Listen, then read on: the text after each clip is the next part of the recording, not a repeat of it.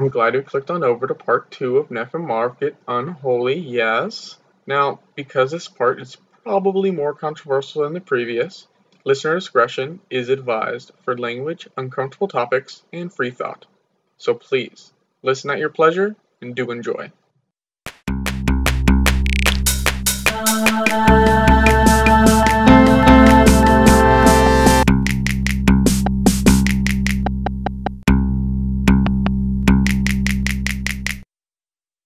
So, Marie, tell us a little bit about Scripture.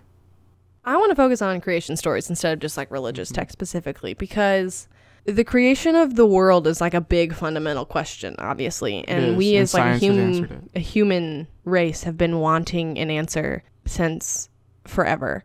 Of course, even when we get it, we're still going to be like, well, are we sure? Wrong.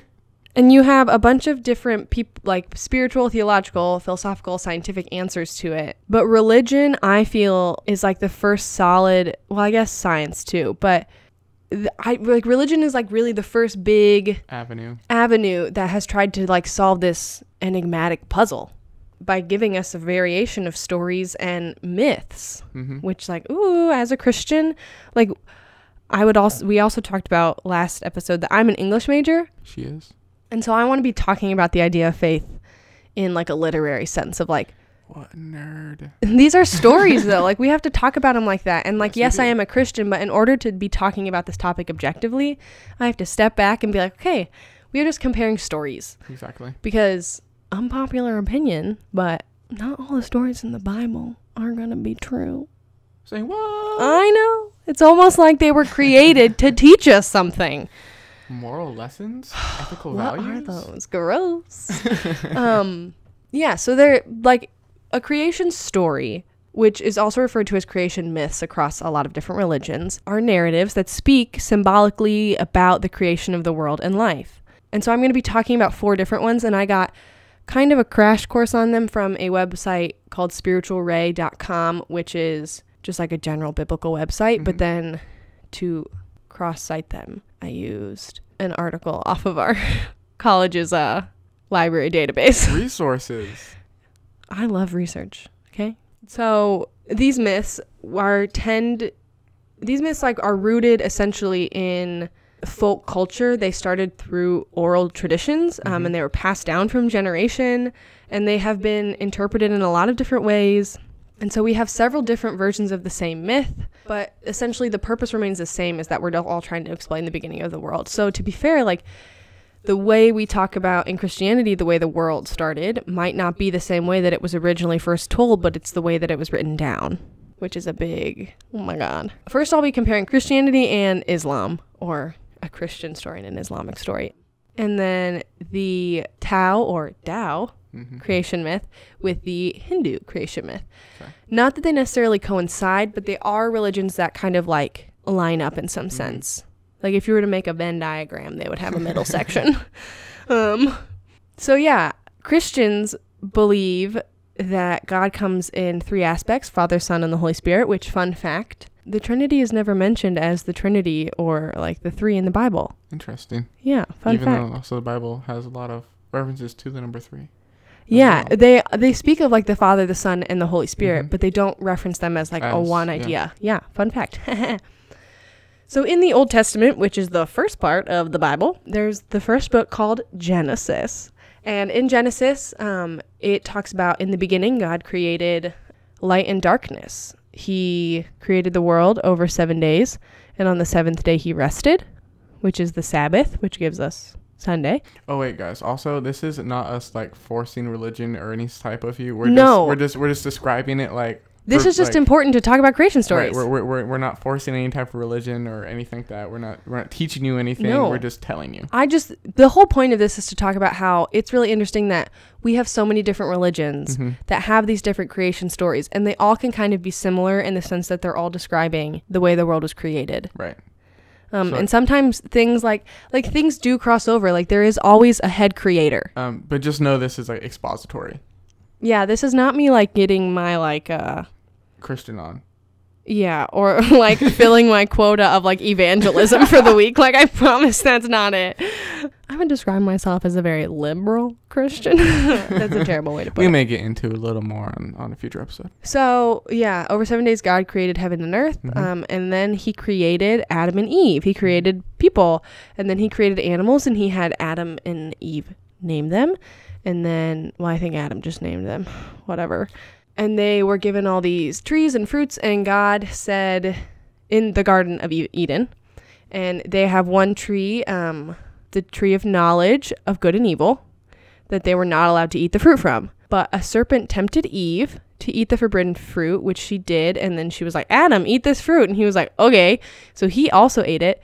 Yeah, so God comes, visits the garden, and Adam and Eve are hiding because they realize that they're naked and they're embarrassed, and so they have realized their sin, and so he tells them that they can't be in the garden anymore, and that they have to go to earth. And yeah, that is like, sin is now introduced into the world, and that is the relationship, and that is what a lot of Christians refer to as the fall. So that is the Christian origin story, that God created heavens and earths over the course of 7 days. How long are those days? We don't know. So in the Islamic religion. In Islam.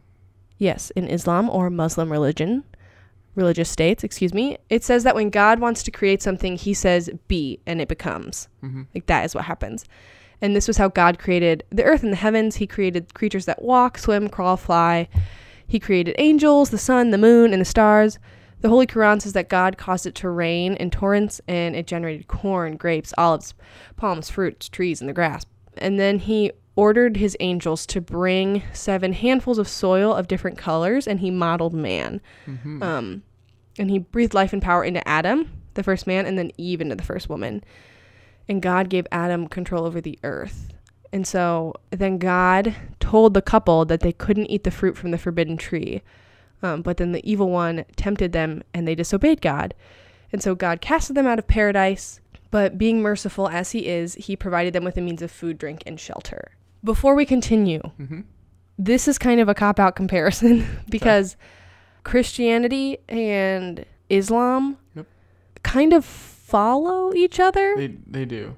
Which I feel like... I mean, if you want to be realistic, which one was around first? Which one follows which one? Right, because there's Judaism, Christianity, and Islam. Yeah, and those are the, quote, big three. Yeah, and so their origin stories are very similar, but not quite. Correct. Because Muslims believe in Allah as God, and Allah is all being. But I, as a Christian, don't refer to my God as Allah. Right.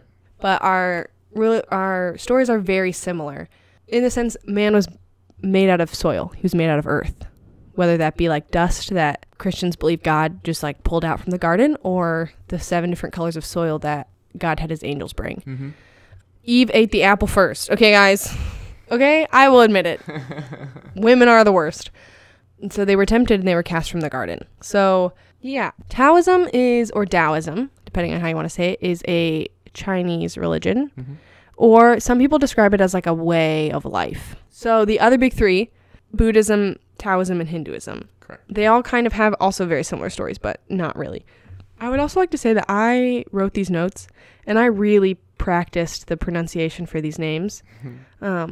And I do not feel confident in them. And so I'm really sorry if I butcher them. I should be better about it, and I'm not.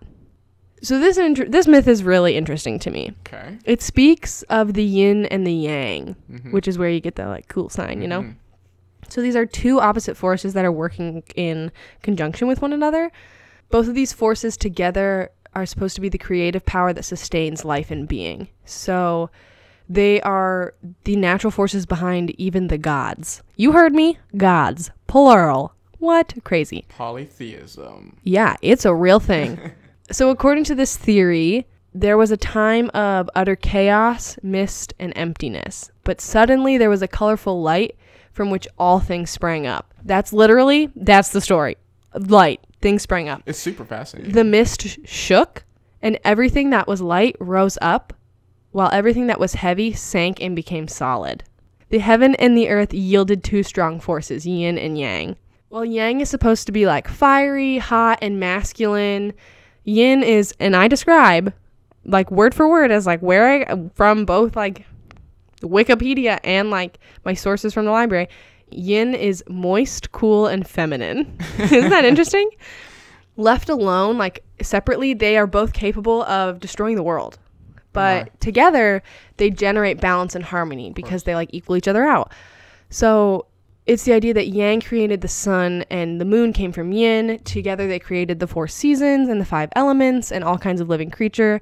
At the start, the earth was just a sphere without any features. But yin and yang, this balance, created Pt.2. But I think I'm saying that wrong. It might be Pan, who is referred to as the Ancient One, who gave the task of bringing order to the earth. So he created the mountains and the hills and dug the river valleys. One day, he collapsed and died. Oh. When he fell to the ground, his body transformed into the 5 sacred mountains. Okay. And Taoism believes that his hair became the plants and his blood formed the rivers. Thus, the world as we see it today was created. I think that is so cool. And I, like, this is fascinating to me. I love, like, this is so cool that what like an interesting idea that like your creator when he died just like became the mountain and his blood is like the water that we now have all around us. Like it's giving like a physical like personification. Yeah, like of the that. environment. It's so sacred to take care of this space. And I also think that also somewhat relates to how a lot of indigenous and native cultures view the world as well, which we're not going to talk about in this episode, but something that's really cool to research on your own. Now we move on to Hinduism, which I just love religions, guys. I just love stories, and I think these are so interesting. So Hinduism, this is awesome, believes that this is not the first world or universe, which I knew before. So my dad works with a lot of Hindus. So growing up, I went to like their houses a lot. Yeah. And I would spend time with like the families and their daughters. And I just remember like the moms being really excited to have us over, and we would hang out with their kids, and she would put bindis on us and let us like look at them, and we got to pick one out. And like when I tell people this story, some of them are like, well, that's like a form of cultural appropriation you didn't know. But we were so young, and like this family was so excited to like have us over, and it wasn't like we would put them on and laugh. Like it was really cool and like a kind of a big deal to go over and have her. She would like open a drawer, and they'd be there, and like her daughters would be there, and they would like help us put it. It was just like cool. Yeah, it was really fun. But yeah, they believe that this world is not the first world or universe. They have been, and there are many more worlds. They're created by Brahma or Brahman, depending on what you read, which is referred to as the creator. And they have a bunch of different gods. So I actually got to visit a Hindu temple. Yeah, which is really cool. Fun. My dad has the hookup, but they were building a Hindu temple in Fishers. And once the Hindu temple is finished, if you are not a Hindu, you can't. So you can go into like the main area, but you cannot go into where, I don't know how to. So there's a big building, and then in the building there's like a big room, and in that room there's a bunch of little temples built for every god. So you go up and you can pray to a specific god. So like Vishnu. And when it was being built, we got to go in and we got to see all the little altars. The altars being built. We got to go in and we got to look at all of them. And it was the first Hindu temple in like a specific radius. I don't know. I'm giving these facts wrong. That had a temple for pretty much every single god in Hinduism, which was really cool. Just to see that there are multiple, like people have all these gods.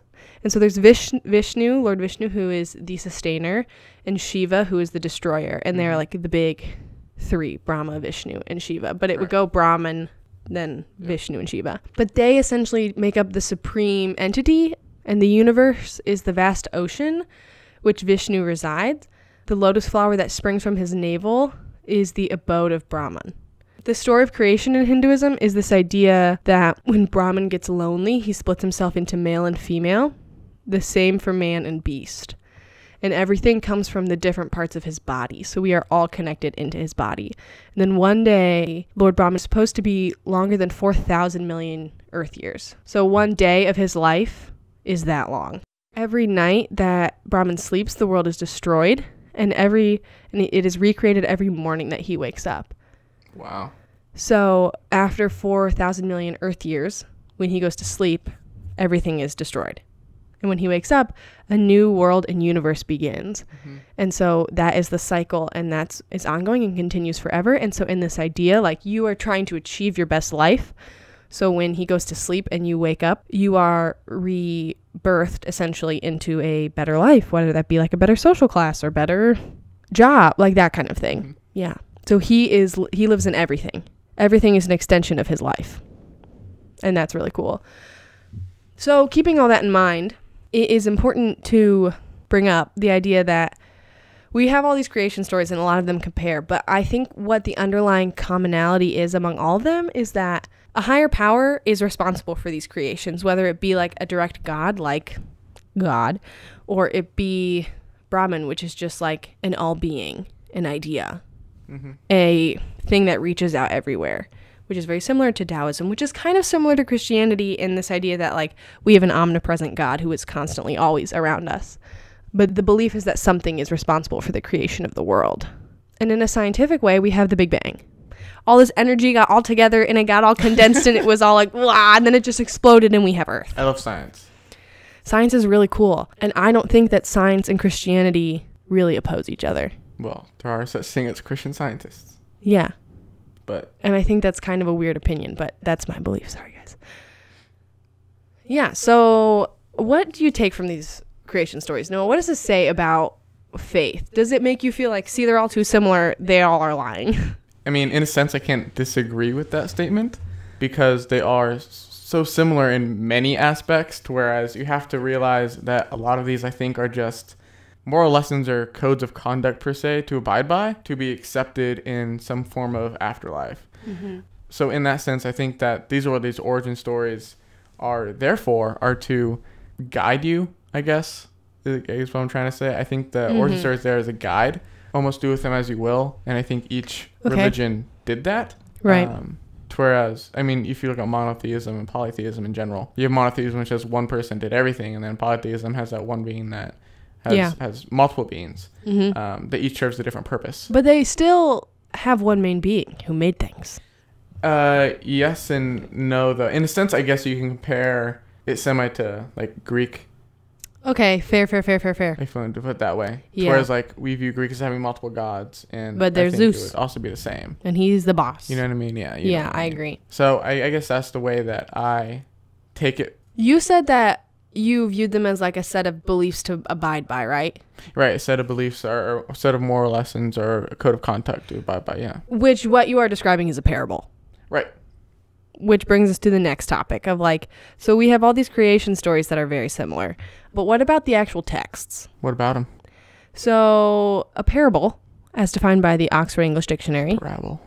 Yeah, or a parable, is an allegorical or metaphorical saying or narrative, a fable, a comparison. It's also said to be a usually realistic story or narrative told to convey a moral or spiritual lesson or insight. And so parables stretch across religions and they're helpful to educate their followers on religious goals and preferences, as well as support ideas in the faith. However, parables stretch across religions, meaning that sometimes similar themes and similar stories pop up, which makes you question your belief in faith. Like it's kind of weird. And so I have an example of this. Some people might not consider this story in Christianity a parable, but I kind of do. It's still like a story that is told to kind of educate people. And it's the story of Noah. Oh.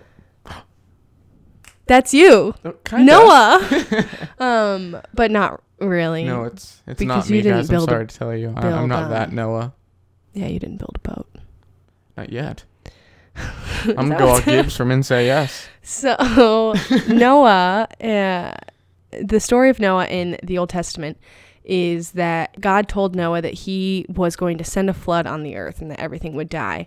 And he made a covenant to spare Noah and his wife and their 3 sons and their sons' wives. And he said, Noah, build me an ark, homie. Build me an ark and take 2 of every animal on it. It got to be a big-ass boat. And let me guess. Noah's like, Can-Do'sville, baby doll. Yeah, and he built this ark for a long time until he was 600 years old. We've all been there, yeah. And he like brought all the animals on. You've seen the pictures 2 by 2, you know. They're all like marching. I grew up with those pictures on my wall. Hell yeah, you did. Everybody made fun of him for building this boat. And he was like, just you wait, y'all gonna drown. Yeah, you guys seen Evan Almighty. Yeah, and so he brought all these animals on there. And they were on the boat for 40 days and 40 nights. And the water covered all the hills and the mountains and all the beasts. And every man died except for Noah and everything that was on that ark. Because he built a flawless boat the first time around. And God remembered Noah and everything living that was on the ark. And so he slowly made the rain recede. And Noah opened up the window from the ark and sent out a dove. And it brought back an olive branch, which meant that there was land and that they were going to be okay. So then they docked, and he let all the animals out, and they replenished the earth. And then there was a rainbow, which was a promise that it would never happen again. Think. So you're like, okay, cool story. It teaches you to like trust God and to like put your faith in him, because he makes a covenant and he makes a promise to you. That's the whole idea. That's what people get from Noah, is like, it might seem silly that Noah's building a huge boat, but he made a promise to Noah that he was going to save him. And he did. And he made an even bigger promise, and that he was going to send his son. And he did. So do you think that, like, even though you said, like, his first time he got it, do you think, like, he built, like, a wooden canoe first? And he's like, hey, bro, like, is this good? And he's like, what? No. It's really hard for me to believe that this 600-year-old man built a boat on his first go around. Like, Right. That's what I mean when it's like, it's hard for me to just look at the Bible as like solely Fact. Yeah, because the whole point of a parable and the whole point of this religious doctrine is to kind of like educate me in a way that would make me understand the belief. And so maybe he did build a huge boat on his first go around, but I don't know. It's a weird line to cross, and it's a weird thing to talk about of like, do I believe that this happened? Sure. I mean, I wouldn't be the one to say no, it didn't happen. I mean, But I wouldn't be the one to say that it happened perfectly right away. 600 years old. Let's be real. That's a huge ass boat. The death rates and the age of the expectation of life at that time was probably like, what, 20? But how do they determine a year? Oh, well, that's all BS then at that point. Yeah. But it's also the idea that like, is there any part of this that was dramatized in order to allow for a greater belief? I'm going to say, of course. And I would say probably. As a Christian, probably. But I also have to give way to the fact that like, if every single animal was on the boat, then it's a miracle that they all lived. And to me, that's like, well, that was Jesus or God or the Holy Spirit, whatever, whichever one in the Trinity wants to take it. Okay. So we move on to the Quran. Yes. The story of Nu or Nuh. I'm going to say Nu because it sounds better. But if I'm wrong, I'm really sorry. That was really insensitive. If she's wrong, just know she's wrong. She's going to continually be wrong every time she says it. Yeah. But that's okay. She tried. The story of Nu in the Quran is similar to the one in the Old Testament, especially until the part where Noah landed in the mountains and he replenished the earth. However, there are several differences among a bunch of them. These are like the basics. In the Bible, only Noah and his family were saved. But in the Quran, Nu and other believers were saved. But Nu's wife and son were not. In the Quran, there is no mention of a clean and unclean beasts. There's just beasts. And there's no story of him building an altar and sacrificing clean beasts and foals. So in the original story of Noah's Ark, so in the Quran, there's no story of Nu building an altar and sacrificing clean beasts and foals. And yeah, that's kind of the basic changes, is that it's the same story, but his wife and son were not saved, and there's no mention of a specification of beasts. But it's the same story. Right. Has the same basis. But some people could be like, okay, well, they're very similar religions. You know, True. They kind of all essentially worship the same God. Right. Just in different variations. So now we get to Manu from the Hindus. And he is a king who performed severe penance for thousands of years. And so one day he was performing ablutions with river waters, and a small fish came into his hands. And just as he was about to throw this fish back into the river, the fish requested that Manu save its life. So heeding the request, he put the fish into a jar, but the fish started growing and the jar was not big enough for it. So he threw it into the river, but it soon outgrew the river. And then he threw it into the Ganges River and then to the ocean. Now he realized that the fish was Lord Vishnu himself. Vishnu appeared to him and made a special request to Manu. So he predicted that the world would come to an end by a huge flood in 7 days, and requested that Manu build a huge boat and take 7 sages or hermits, 4 worlds, seeds of all plants, 1 animal of each type, and told him he would appear as a fish to propel the boat to Mount Himavana and survive from the flood and take him to the next yuga, which is the next variation of life. So after 7 days, Vishnu appeared to the king and tied the boat to the fish by using the royal serpent Vasuki. And the fish took all of them to the mountain and kept them there until the flood was over. And then, like Noah, he started procreation for the new era. So this is an entirely different religious value of Hinduism, but they sound very similar. So very similar. There's a very similar story in Buddhism. There's a very, very similar story that was found on a Sumerian tablet. There's a Babylonian story. There's an Egyptian story. There's Greek mythology that goes along with like the story of Noah and the boat. There's a Norse mythology story. See, so then a lot of people... There's an Aztec... If it's in so many, a lot of people would be like, well, then some of it has to be at least be true. True, but which story is true? Exactly. That's the idea. It's like, there is a story about a man building a boat and saving animals because of a flood in some way. In any story. Hawaiian. A Chinese flood myth. There's a Nigerian flood. Like, it's pretty constant. So... here is my question. What does this do for religions across the world? What does this do for the concept of lowercase truth and capital T truth? As a Christian, what does this do for my belief in the story of Noah if I can look at not just other Abrahamic religions and see this story occur again? Right. So for me, I think what it does for lowercase truth and capital truth is... I think what it should do for that matter is that it makes each person's, what they believe to be the capital T truth, a lowercase t truth. And then it will eventually unify under one big T truth. Is technically basically what it should do is unify. Yeah, is what it should do. But what does it do instead? It separates us, guys, and we bang heads and we fight. And that's not what we should do. We should love one another. But we don't. Why can't we be friends? We don't have the rights.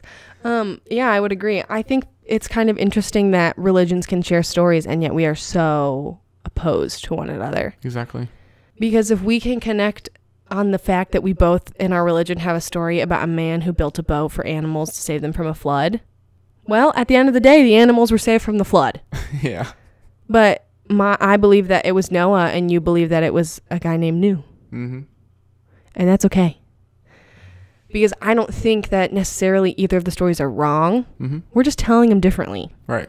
And so we can get back to this topic of like compared stories. But what this made me think of when I was reading about all these like similar Noah's Ark stories, and I'll be like, to be fair, like you can probably find stories that are just like this, like a story in Christianity that resembles stories in like 15 other different religions, 100%. Hands down.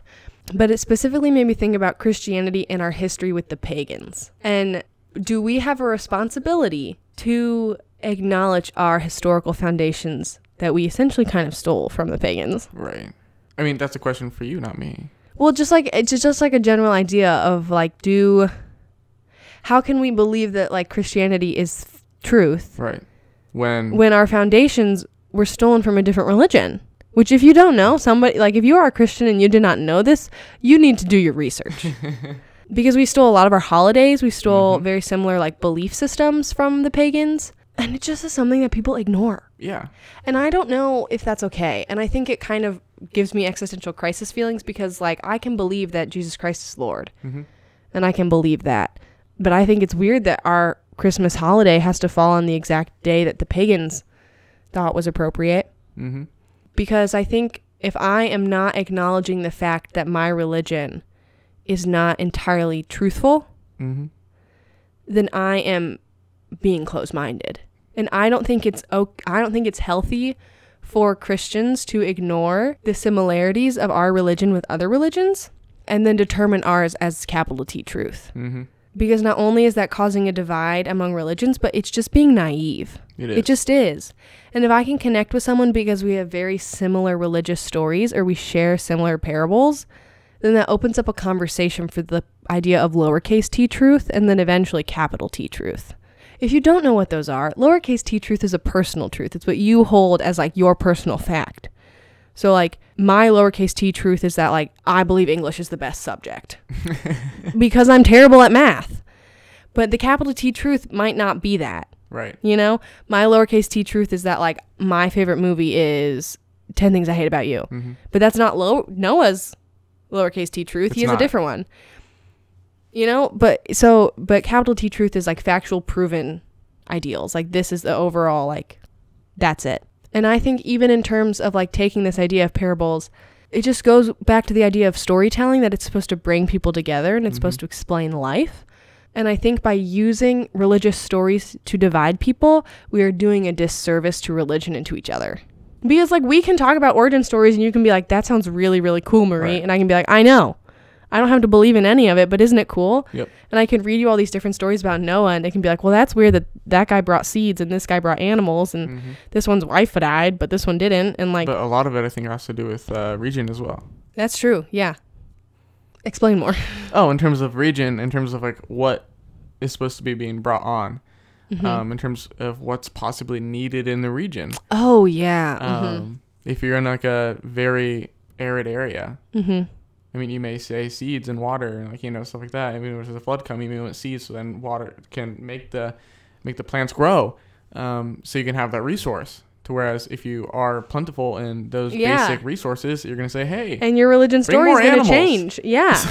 The story of Noah and what he brings on is going to change across the world. Right. And I think an interesting thing that was brought up, which is a different thing, because like we're not going to talk about ethical values per se, even though the golden rule is an ethical value as well. But going past that, I think something that Marie described earlier when talking about how with the capital T truth, how like that's it. That's very Immanuel Kant. That's very Kantian in terms of there's a rule and that's it. Whereas if you're more communitarian or utilitarianist, you understand, at least you open your mind up to other possibilities, and you just try to weigh what's best for either your community or just for the greater good of the future. Yeah, I agree. Do you think that also goes back to interpretation Of religions? Because that's another thing that I think is interesting that kind of goes along with this, and this idea of like parables, is that like everybody's has a different interpretation of this parable. Sometimes what is said in the Bible specifically is taken so literally, and you have to really think about the way the Bible was written in the sense that it was like a guideline. Right. Therefore, it like changes person to person. And there's like a general set of ideals of like, you shouldn't steal and you shouldn't murder and you shouldn't do this, this, and this, and this, and this. Also, are there levels to that though? Or are they all this, like, yeah, they're all like, you know, sins and stuff like that. There are no levels to sin. I know, so I'm saying though, but should there be hierarchical levels? Is stealing just as bad as murder? Well, then you get into like the way people perceive sin in different denominations. I know, interpretations is what I'm saying. Yeah, because different denominations, like the Catholic faith might say yes. Catholic faith does say yes. But New Age Christians might be like, no, all sin is equal. Right. And it's just the idea of like, how do you combat that in terms of Christianity if we're all supposed to be believing the same God? Well, that also makes it more difficult because we have different sects of Christianity. Yeah. Which then tears us apart even more. And it's like, how are we talking about the stories that shaped our faith if all we can do is argue about them? It's really a notion of like, we all have a set of values that are essentially similar, but we just value things differently in different ways. Right. But that doesn't make me wrong, and it doesn't make you wrong. And I think the whole point of this whole podcast that we're getting at is that we have all of these stories in religions. We're not attempting to like solve the religious crisis in the world. No, we can't do that. We can't do that. But I think an atheist and a liberal Christian are gonna solve. We're gonna do it all. I think what is really interesting, and I think why I know why I wanted to talk about it in our podcast, was that I think we are proof that you can have an opposing viewpoint in life, and by using these stories, you can find common ground. We can both be people who feel insecure, and what we did with that in terms of faith or what we don't believe made us different people. And I value how you did it, and you can value how I did it and respect it, and it's fine. But we both have common ground in like, oh, this is how we were feeling. And in stories too, like, and in faith, I can talk to somebody who doesn't believe in Christianity. Hey. But someone who is a believer in something else. Right, of course. And we can both acknowledge that we both have a creator that we love and admire. The second I go, well, that doesn't mean you're saved, then we have an issue. Which, tangent, I think is why I have a really hard time talking about evangelism. I think if we get into an argument of what is right and what is wrong, then we lose sight of the point of faith, which was to give people purpose and hope, and that's not a bad thing. And if you can find something that gives you purpose and hope, good. It is my belief that it's all going to figure itself out in the end. Whether you're an atheist, whether you are a Hindu, whether I'm a Christian, in some way everything's going to come back. It's all going into the same stream. But I think we lose sight of that when we use our stories as weapons and not as ways to bring people together. I mean, I think in the end we all should be brought together in some form or fashion due to some reason. Not saying that reason's a higher power, just saying a reason as in like both go to Ball State. True. I mean, let's be real. I mean, Marie, if we both didn't come into Ball State, we probably would not be communicating after what happened senior year. You really think that? I do. I don't know if I agree with that. What happened senior year is something we're maybe eventually hit on in the very last episode. Yeah. It all depends on whether or not. Let's just say Noah and I weren't always this friendly. No. No. But not in any bad sense, just in a different sense. But those reasons, I mean, I think would keep people closer together that would otherwise be apart. But I think if you can find some type of same value, whether it be religious or not, should bring us together. You mentioned how we should, I mean, if you can find something that you can believe in, that makes you push forward, then you should go with it. Yeah. But I don't think that has to be religious faith. Fair. I guess is what I'm saying. Yeah, okay. Fair, I agree. So what do you think this does to the concept of creation stories and parables? Does it just throw them out the window? Are they not important? I think it's important historically. But like personally? For me? Just in general. It's just for personally. Do you think they serve a purpose in like the concept of like talking about religion? Do I think that it would help them open their mind? Yes. Yes. Do I think that it would make them understand? No. But I think it would lead into a conversation about beliefs. I think if I would be like, oh, that's really cool that you believe all that. It depends on what kind of person you're talking to. Yeah, fair. Some people, don't want to talk about it. Some people think it's a personal thing. And other people just don't care. I mean, you have atheists that definitely don't care at all. I know those atheists that don't want to learn at all about religion because they already cast it aside. But I think to be a religious, you have to understand religion and why it's a thing. Yeah. And for that matter, your own perspective of that. Yeah. And without that perception, I think you lose what could ground you in a conversation.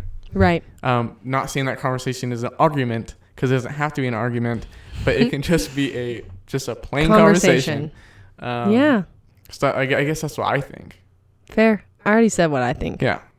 I don't know if we really found a solution to the concept of stories in religion. I mean, I think we just wanted to talk about this very interesting aspect of storytelling, which is how intensely people value the stories in religion. I think a big thing is how religion impacts people and how religion tells those people's stories. Right. Whereas that's why we shared our background with our quote origin stories. Well, yeah, and even when I was talking about it, I referenced a story of Jesus being baptized by John the Baptist. Right. And like that story in Christianity is a big influence on me. Right. It gives me a lot of faith and hope. Yeah. And for instance, I did not.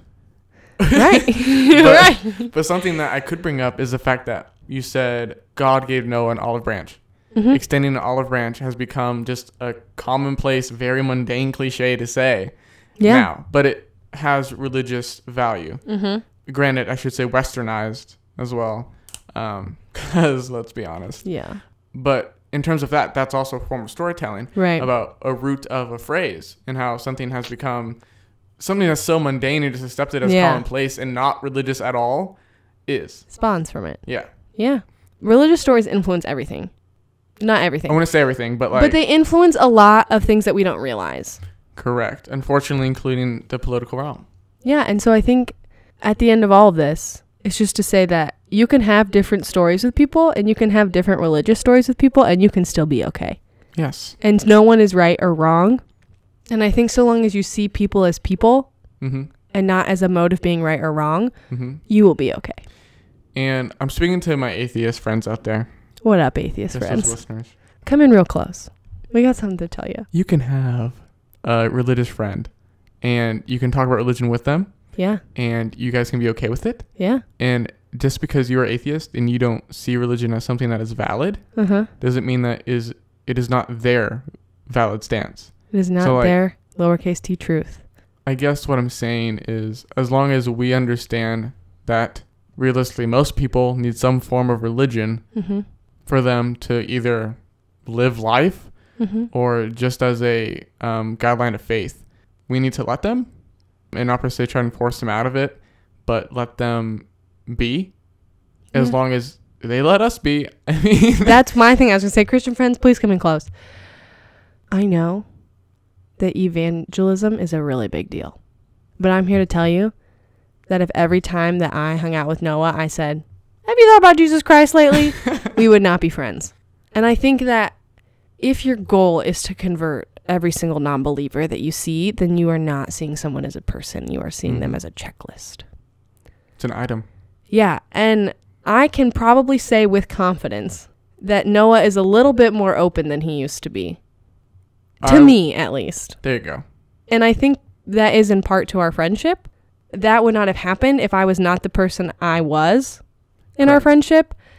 And the only reason I was that person was in part because of some of my faith. And I think that, like, I can say that that is enough.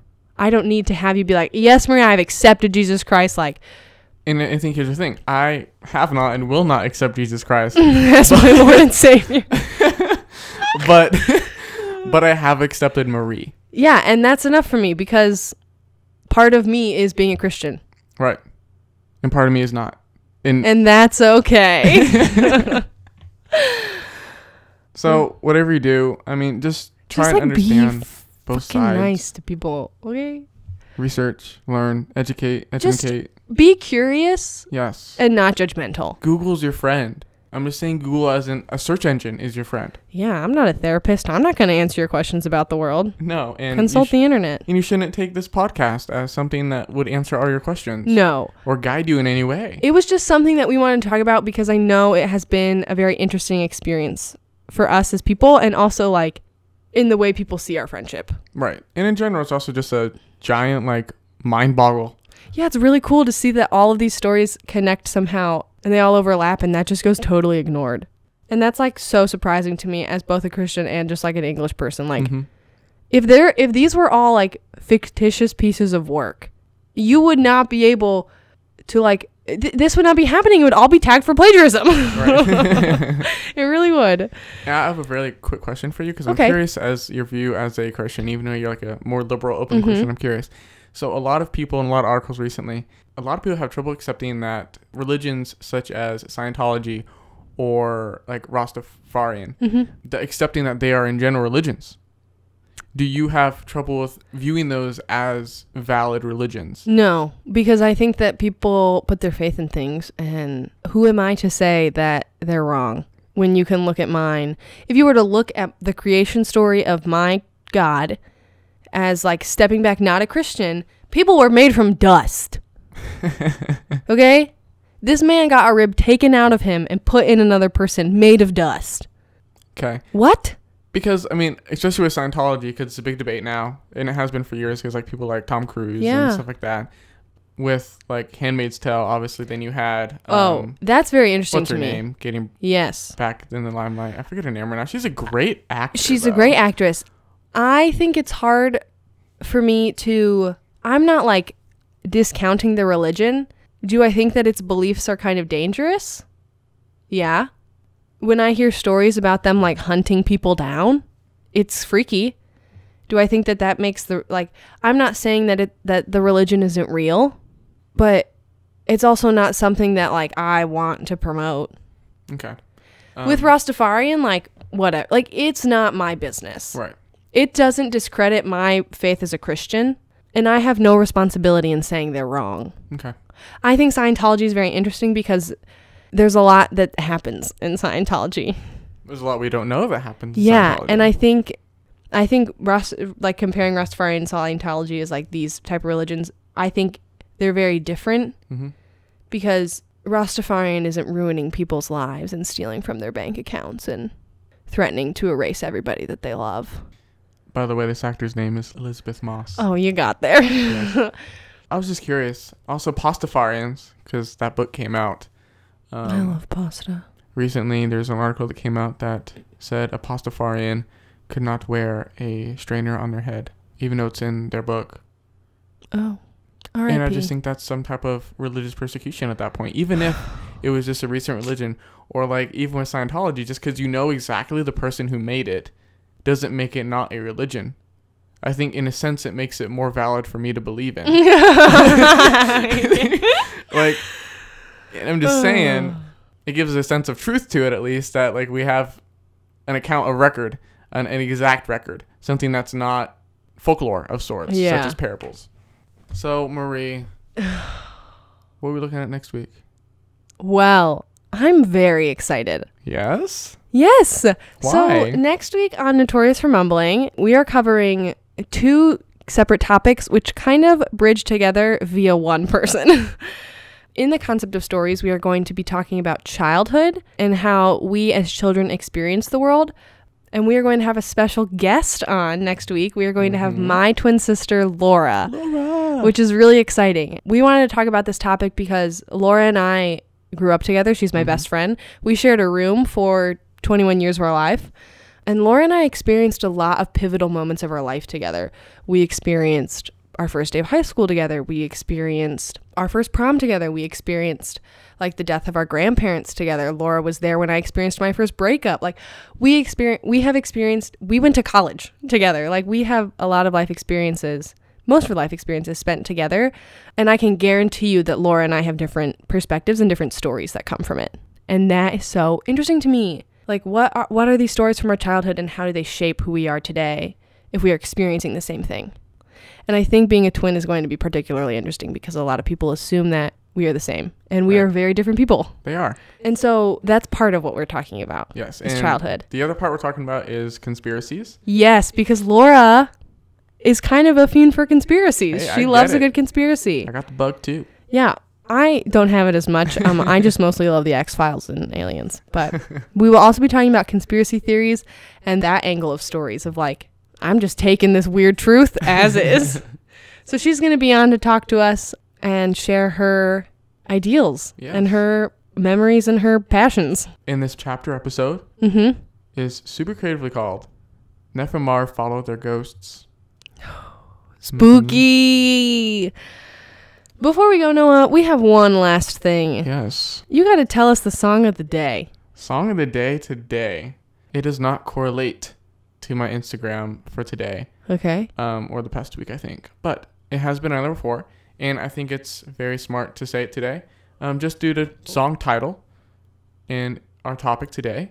It is Saint by Blood Orange. He is just absolutely wonderful. I must say. Man, that new album just reminds me so much of like an 80s Stevie Wonder.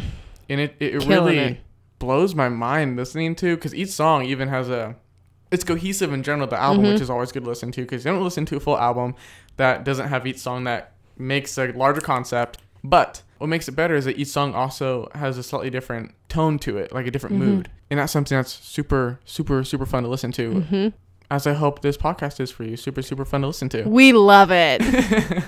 So Saint by Blood Orange is the song for this chapter. I hope you guys like it. Yeah. I hope you do.